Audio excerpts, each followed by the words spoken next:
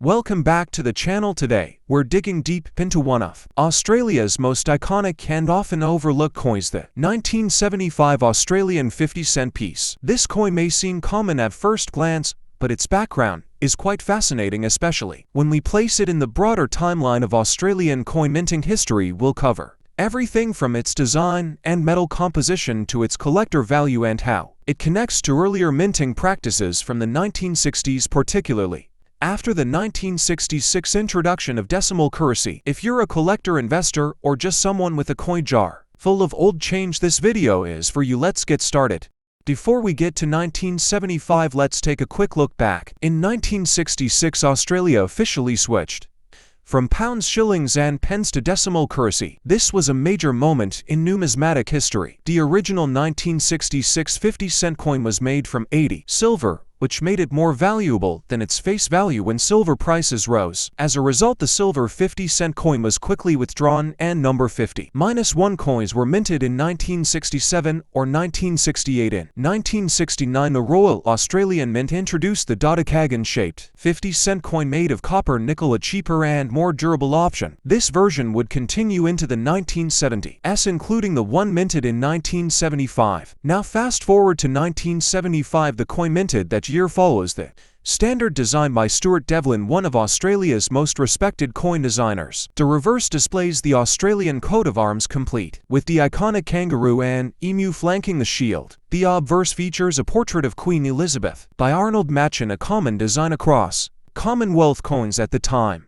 The coin measures mm in diameter, weighs 1555 grams, and is composed of 75 copper and 25 nickel, giving it a silver-like appearance, while remaining affordable for mass production. In terms of numbers, the Royal Australian Mint struck approximately 20 million 50-cent coins in 1975. This was a high mintage year, meaning the coin isn't considered rare in circulated condition. You're likely to come across these in your pocket change or coin collections from older relatives. However, coins in uncirculated or mint state condition are a different story. They're far more desirable to collectors and can command significantly higher prices, especially if they come from mint sets or proof collections. So what's a 1975 50-cent coin worth today? In circulated condition, these coins generally fetch $1 to $2 AUD, mainly due to modest collector interest. However, uncirculated coins, especially those with brilliant luster and nowhere, can be worth between $10 and $30 odd. If professionally graded and in condition, or higher values can exceed $50 odd. That said, pricing always depends on beer demand, market trends, and presentation. So a coin in a sealed mint roll or slab could fetch even more.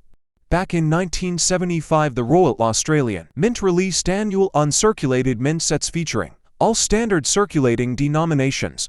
These were available to the public through a subscription service, which allowed collectors to receive new coin sets each year. These sets are now sought after by collectors and are typically sold today for between $40 and $100 odd, depending on condition and packaging. If you've inherited coins from parents or grandparents who subscribed to these sets in the 70s, they could be worth a second look. While 1975 isn't widely known for major error coins, collectors still keep an eye out for minting anomalies like off-center strikes, die cracks, or cut errors. These mistakes happen when the die is damaged or misaligned during the minting process, and they can add considerable value to a coin, sometimes 5 to 20 times its normal price. Always check both sides of your coin for any irregularities, especially around the edges or lettering.